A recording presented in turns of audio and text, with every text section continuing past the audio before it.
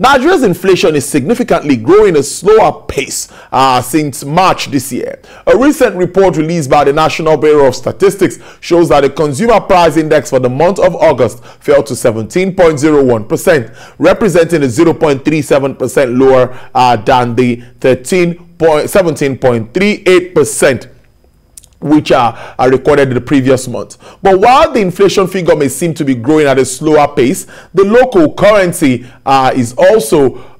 currency keeps depreciating against the dollar, one which can be directly linked to the increase in the demand pressure of the dollar at the foreign exchange market. With all of these economic downturns playing out, fingers remain crossed ahead of the big one, monetary policy committee meeting of the CBN, which is expected to hold later this week, precisely Thursday and Friday. Well, joining me to discuss this and of course address the fundamentals is a senior economist and partner at SPM Professionals, Mr. Paul Alaje. He joins me now via Zoom. Good afternoon, Mr. Alaje. It's very good to see you.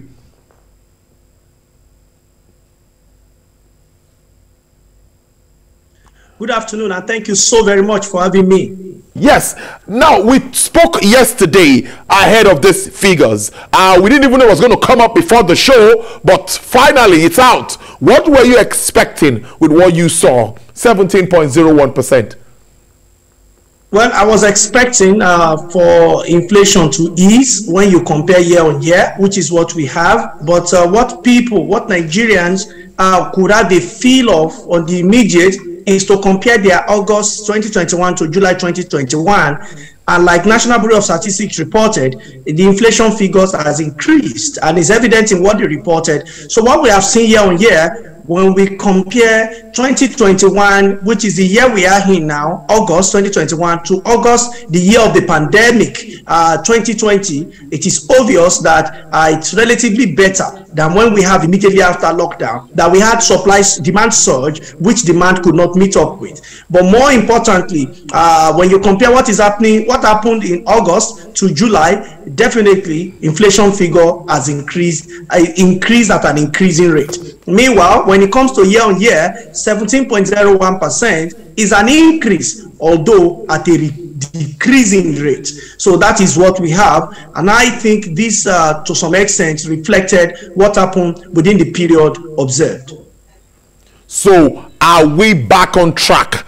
Are we right to say that business activities are back, if not 100%, let's say 90% from the post when we had the COVID restrictions and all of that?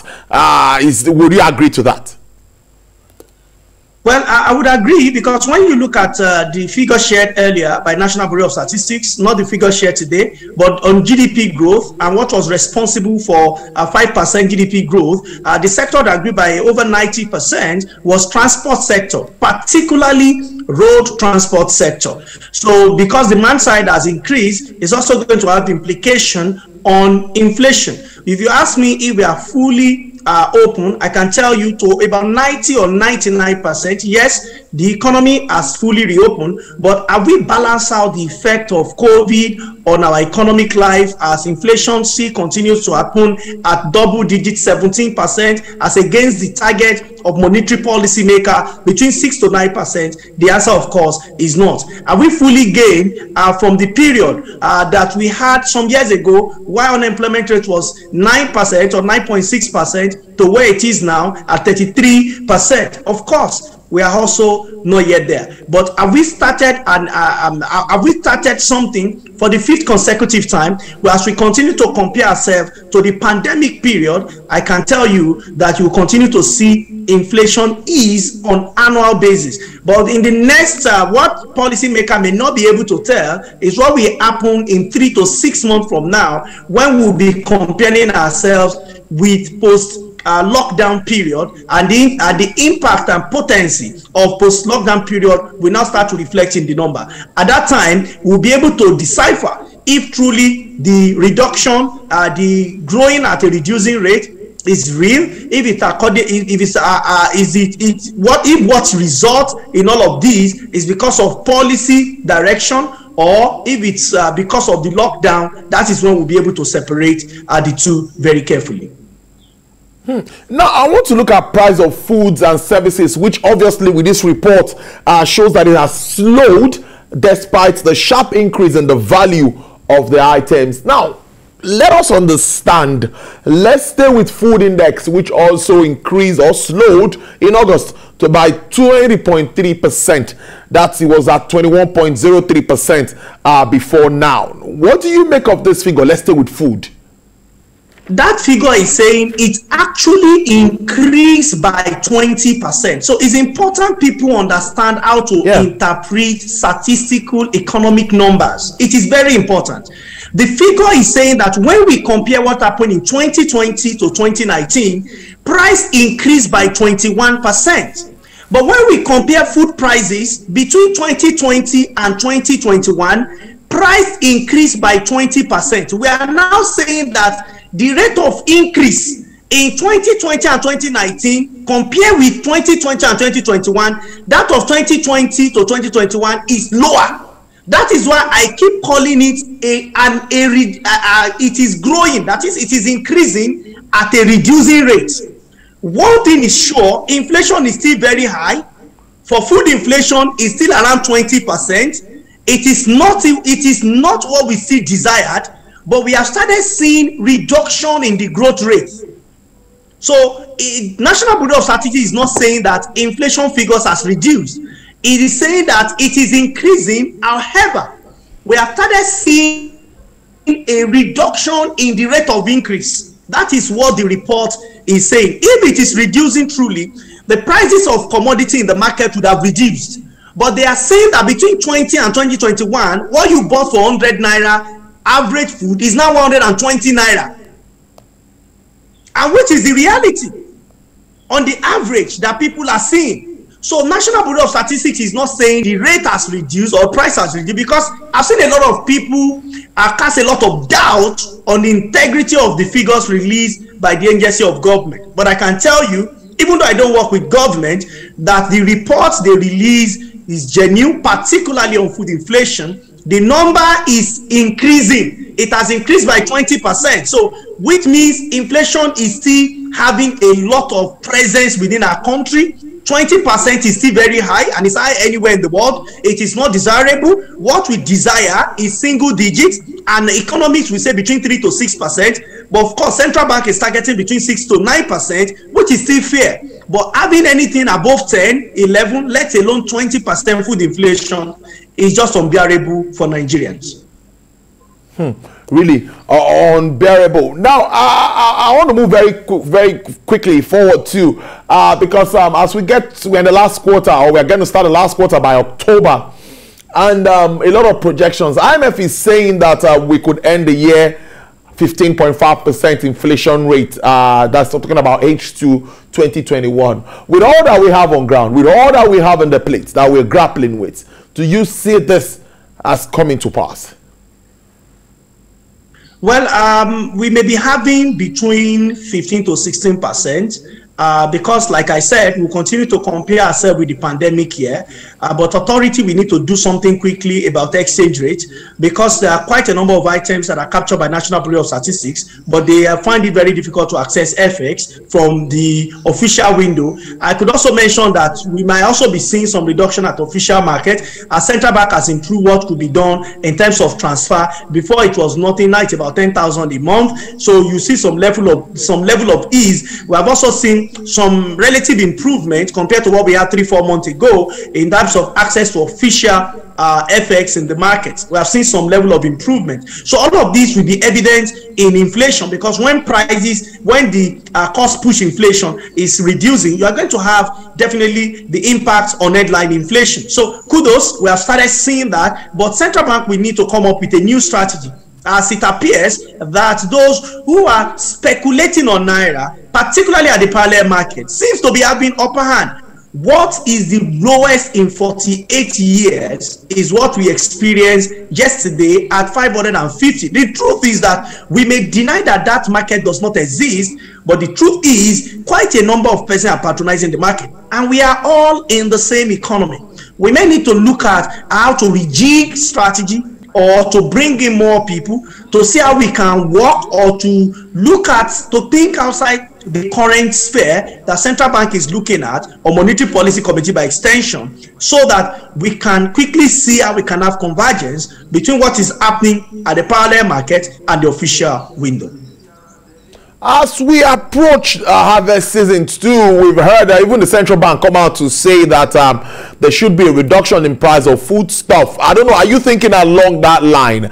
But you know, we still grapple with issues surrounding herders and all of this, people not being able to go to the farms and all of that. Do you see us having that kind of bumper harvest that we should have, considering all of the challenges we face? And how will this impact on price? Well, I'm not expecting anything beyond what happened in 2010, 2015, maybe a bit better than 2020. I'm not expecting anything different because we have not also made any policy that is different from 2010, 2015, and the same policy is what we are making today. We seems not to have a structured plan of how to improve output for farming. And I can tell you, which I've shared, I'm not sure if I've shared it on your show before, every year we have youth corps members, over 200,000 per time, as some are leaving, some are returning.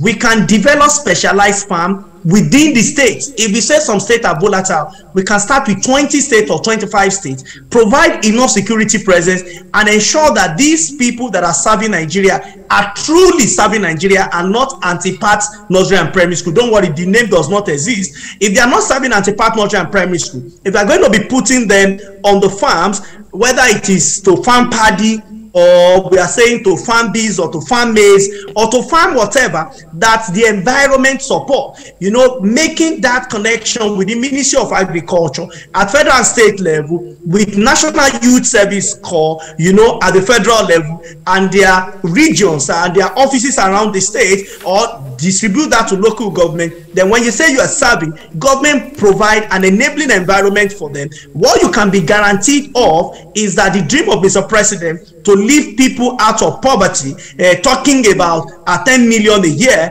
you are at least sure of between 1,500 to 2,500, because output will bring price down. Then those whose income cannot afford basic food, right now we afford it too. Those who are living National Youth Service Corps, they will have specific job that they can do without necessarily tying their ties like mine to look for job. So they will have gained significant skills while serving Nigeria for 1 year. So you're going to be seeing partnership even when they leave the camp, and money's government can now support such persons. They are now experienced, trained farmers, which is what we need in Nigeria. This is what happened all over the world, from Israel to the US. Farmers are not just people that have no level of education, or people that are accidental entrepreneurs. No, they are people that are educated, they have some level of education, and they understand that they are not just in agriculture because they are hungry, but they have seen agriculture as a business. This is what I would want the government of Nigeria to look at. You cannot have a population of 200,000 people that are trained, and you are bringing them to farm with technology. And if a medical doctor, somebody said, I read medicine in the university, we need you to serve as a clinic, maybe for a local government or for a state, as the case may be. But by all means, we have about 40% of the land of Nigeria that nothing happens to. Anytime you fly in the plane, you can look down and see what is happening on the ground. It is unarranged for most parts that you fly through. If it's from Maiduguri to Lagos, see most parts that are unarranged, most parts that are not planned, but we can plan it, and this must come from policy, either from state governors or the federal government. Then at that time, we can be talking of two-in-one question that Mr. President. Yes. Make your point. Make your point. So I said at that time, the improvement that the central bank governor said we will see, it will be sustainable. You are going to see drastic fall in spite of whether there is insecurity or not, because those regions where food are produced, you would have provided security significantly. You are going to see a major drop in food prices because there will be improved supply. So look at issue of manufacturing also. When manufacturers are aware that there is abundant input, that will will save our efforts instead of importing on one hand. It's also going to guarantee job creation for Nigerians. And if you ask me, what matters the most right now, apart from having very slow growth, is to get a number of Nigerians out of poverty, either through small-scale businesses or to get them to job that is private sector driven. Yes, inclusive growth. I think that is in tandem with what you just talked about, because when it's inclusive, a lot of jobs will be created. Now, Mr. Alaje, before I let you go, let's do a little bit of assessment of what we've seen. Before now, we had the Economic Recovery and Growth Plan, a document we worked with to a point where COVID-19 struck, and we came up with the Economic Sustainability Plan, which also has a lot to do for government and, stability and inclusive growth at this time. With all of these efforts on the monetary and the fiscal side, would you say that we have enough to show for all of this at this time, or is there a transition period? Are we getting to that point anytime soon? Well, clearly, Economic Recovery and Growth Plan, most of the projection he made, he was unable to achieve significant part of those projections. And I cannot blame that plan or people that envisaged the plan. It is because the foundation of the plan was already faulty. But that said, sustainability plan that we have, I think government has a lot to deal with, including COVID that nobody saw, but happened on Nigeria, and so on and so forth. So whether we have performed well or not, I think National Bureau of Statistics remains that agency of government that's great government paper in terms of what is happening to inflation, 17% as against 6 to 9% that is target of government, particularly Central Bank of Nigeria. Inflation rates, maybe unemployment figures, the expected figure should be not be more than 9%, 3 to 9%, go 5 to 9%, I beg your pardon. But what we have today in terms of that figure is quite high at 33%, according to, again, National Bureau of Statistics. Growth, we have seen 5% GDP growth rate. But when you look at annual growth, it's still lower than our population growth rate. That is, when you look at half-year growth, it's still lower than our population growth rate, because you cannot single out 5% GDP growth rate. When you compare that to a year where you have minus 6%, then it means that your cutoff point for a primary or secondary school student, instead of starting from 0, you are starting from a minus. So a man that scores 0 will, of course, pass at that time. But that does not mean government has not put a lot of effort in place. I've seen some significant improvement in terms of infrastructure, particularly the rail projects government has done. I have not seen similar thing in not too far distant time, and even say in distant time, talking about Lagos Ibadan rail project, it still stands out for this administration whatsoever, no matter how you want to compare it. I think this project is laudable, and government should do everything possible to ensure that this kind of project is replicated across Nigeria. Until now, government has also trying to provide some level of security for those that are on the rail, and I think government should be encouraged, should also know that we are sending a pass mark for that project that was done by Nigerian government. I believe government can do the same. So I've also seen a lot of interventionist program that government have done supporting the poor of the poorest. But beyond all of those, I think what Nigeria needs, apart from what has been done, is how do we ensure we have improved power supply. So I'm not surprised when Mr. President asked the former Minister of Power to go home, perhaps because, as again, 10,000 megawatt distribution that is expected, what we have seen till now is still far less than 4,500 megawatts, which means